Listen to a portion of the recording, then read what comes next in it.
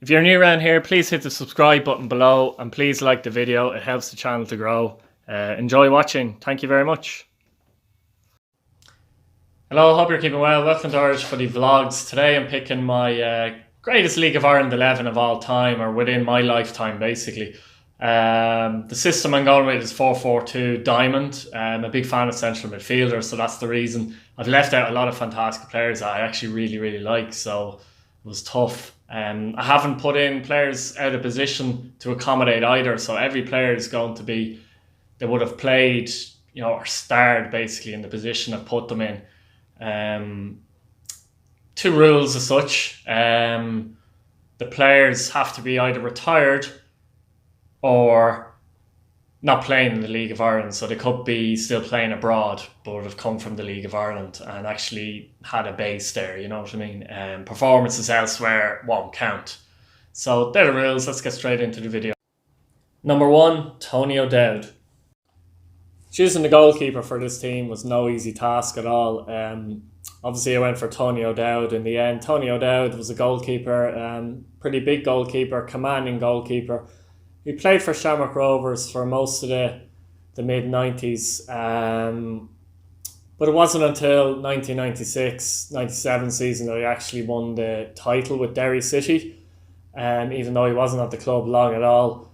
I remember him more as a Shamrock Rovers goalkeeper. As I said, he was big, he was commanding, he was a good solid goalkeeper. Other goalkeepers I was tempted to go with was Alan Gough. Alan Gough was a small enough keeper but a very good shot stopper at Shelbourne. Barry Ryan was another one, played a lot of games for UCD, played with Shamrock Rovers and St Patrick's Athletic. Similar to Goughy in terms of reasonably small in stature and a very good shot stopper as well. They were the three goalkeepers. Michael Devine at Cork City was another one that I considered as well. But they were the three goalkeepers I thought of. I just went for Tony O'Dowd because I felt he had a bit more of a presence in the penalty box, and I suppose that league title with Derry, he deserved to get some kind of a win in his career. So Tony O'Dowd, number 1 of Shamrock Rovers and Derry City, is my goalkeeper. Right back, Owen Heary. Now here there was no other option but Owen Heary. Definitely the best right back I've seen in the league by a good way too. Honourable mention goes to Pat Sullivan, who played for Cork City and Shamrock Rovers, but really Owen Heary, he massed 274 appearances for Shelbourne between the years of 1998 and 2006. He won 5 league titles in that time and an FAI Cup. He went on to Bohemians then, where at Bows, get great service to the club at Dalymount as well. 168 appearances between the years of 2007 and 2013 there as well. Won 2 league titles with Bohemians also and an FAI Cup. Won 7 league titles in his career. Very impressive stuff. He won more league titles than didn't win titles, and that's not easy. That's not an easy thing to do. Most of your career you're losing before you win, but he won more. He was Player of the Year twice, League of Ireland Player of the Year twice, which is very impressive for a full back. It can take an awful lot to do that. Just shows you. But what was great about Owen Heary was very hard, tough tackler, excellent leader though. Really top leader as well. He could pull a team together. He could make an example with a superb tackle. Captain Shelbourne and Bohemians. But good going forward as well. He was kind of people talk about the modern fullback. Yeah, he was that style as well. He could get up and down the field. He could contribute to the attacking side of the game as well as the defensive side of the game. Huge respect for Owen Heary, fantastic defender. This is during the time as well where, this was a professional period basically in Irish soccer as well in the League of Ireland. Most teams were professional and the quality of teams overall would have been stronger. So Owen Heary, easy choice, right back. Left back, Danny Murphy. So it boiled down to 2 players in my view for this slot. Danny Murphy was obviously picked, and then the Stevens. We all know, Republic of Ireland international, Sheffield United player now.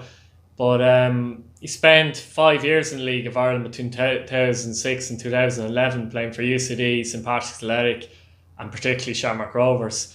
I went with Danny Murphy for his overall consistency throughout the years. He won a league title in 2005 at Cork City.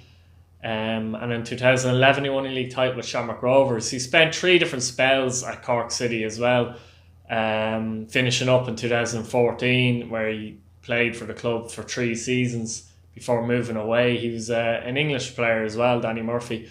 As I say, he was Mr. Consistent, particularly at Cork City in the 3 different spells. And I think Cork City fans would be happy enough with that one. So Danny Murphy makes it into my team. Centre back, Colin Hawkins.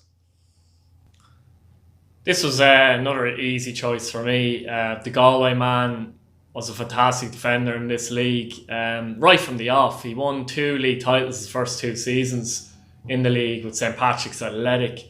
He won Player of the Year also in his first season at the club. He played 89 times for St Pat's and scored 17 goals as well for the centre back. Very powerful in the air, defensively, offensively.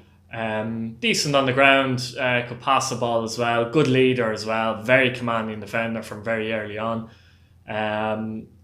He played for Bohemians as well, where he went on to win a league title in 2002-2003 season.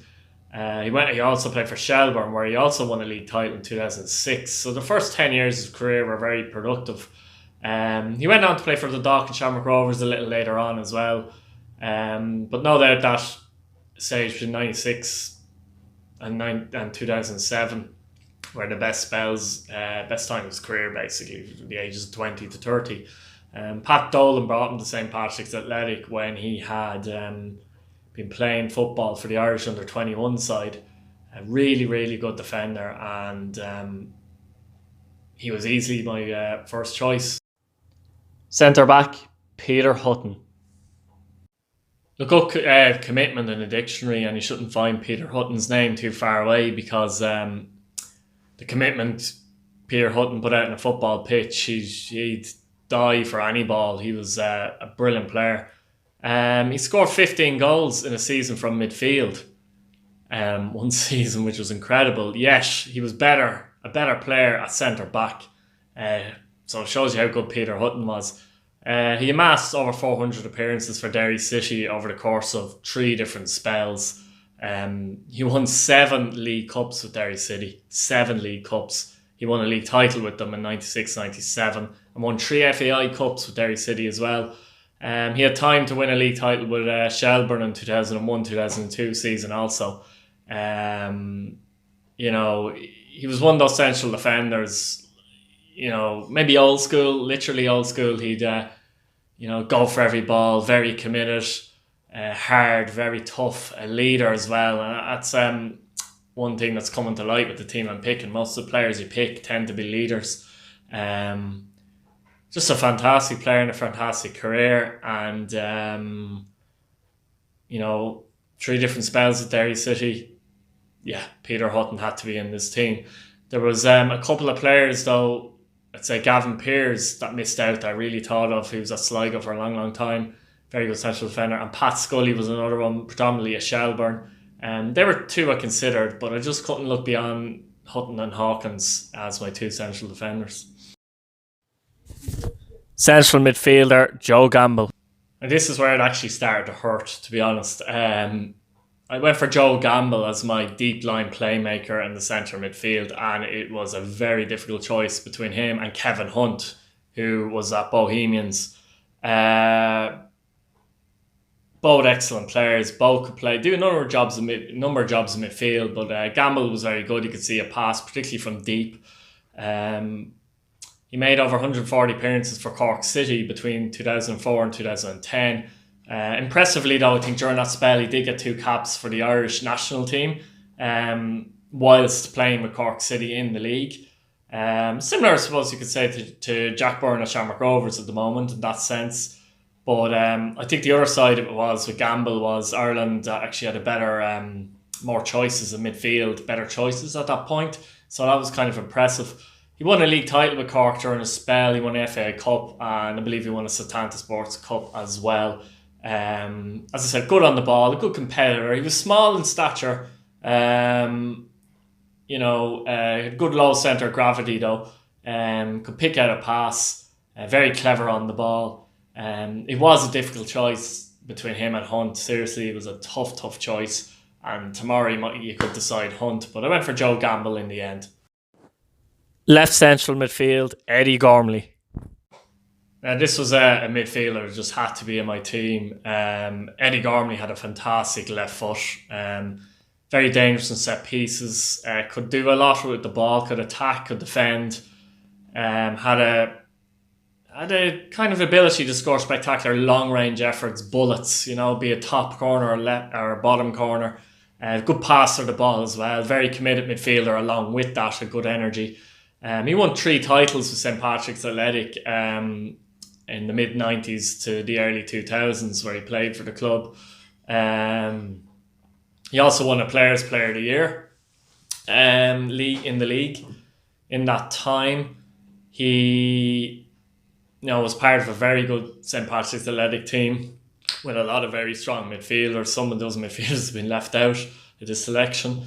But I just had to go with Gormley because he slots into the left-hand side of the centre midfield in a diamond formation that I've picked very, very well. What else can I say about Eddie Gormley? Over 173 appearances for St Patrick's Athletic as well. And just an all-round excellent midfield player. He had to be in my team. Number 8, Joseph Naidoo. To the right of Eddie Gormley is arguably the best import into the Irish game. That's Cameroonian international Joseph Naidoo. Joseph Naidoo, I believe, was brought by Pat Dolan into the Irish League. Certainly the first club he played for was St Patrick's Athletic. But he didn't find success until he moved to Shelburne, where he won 2 league titles. He also won a league title with Bohemians in 2009 and a League Cup with Bohemians as well. But I suppose he'll be remembered more, despite those successes, as a Sligo Rovers player. He made over 100 appearances for Sligo Rovers, played for them more than any other club in the league. Coincided with the renaissance of Sligo Rovers, winning a league title in 2012, winning 3 FAI Cups with Sligo Rovers as well in, I think it was 2010, 11 and 12. I'm not sure if it was 3 in a row actually, but in most of those years he won 3 league titles for sure, or FAI Cups for sure. So Naidoo, yeah, he was a fantastic player. He very, very good on the ball, very skillful, extremely skillful. One-touch passing was a thing of his. Could score very good goals, very good dribbler as well. Could beat players with ease at times. Very good dribbler on the ball, and highly influential player, and a sign of those times as well. In a way, the league was quite good as well, and to be getting imports like Joey Naidoo was a big coup for the league and to stay in the league. I've talked about how I've left out a lot of good midfield players. We'll get to those names after my final midfield player, but Naidoo just had to be in there. Number 9, Tony Sheridan. Now, one of the few players on my list, if not the only player on my list, to have not won a league title was Tony Sheridan of Shelburne. But between 95 and 99, Sheridan was fantastic at Shelburne. He did win 2 FAI Cups in 96 and 97, and I believe he won a Player of the Year award as well in that time. If you wanted to play a formation I've gone with here and wanted someone at the head of a diamond, I can't think of a better player than Tony Sheridan. He had a great awareness on him. He'd do unusual things at times that you wouldn't expect anyone to do in a match. Sometimes it come off, sometimes it wouldn't come off, but a tremendously entertaining player, very entertaining player, and a player you would have kind of paid to go and see. As I said, he tried things and they come off and you just go, whoa, but sometimes it wouldn't come off. But at the same time, great to see players like that. An off-the-cuff style player, if I'd hate saying that about a player really, but if ever there was one. I suppose if you want to compare him to someone you might know, or go onto YouTube and check videos if you haven't seen him play, if you're younger, or whatever, is Matt Letitia. He just tended to score, do the unusual and outrageous Tony Sheridan, and I think the top of a diamond, I couldn't go with anyone else. And he was just a player I love watching to play, very entertaining, particularly those 4 years at Shelburne early on. Obviously, that's my midfield picked. And just go through some of the names quickly that I haven't picked that almost killed me not to pick them. I've already mentioned Kevin Hunt.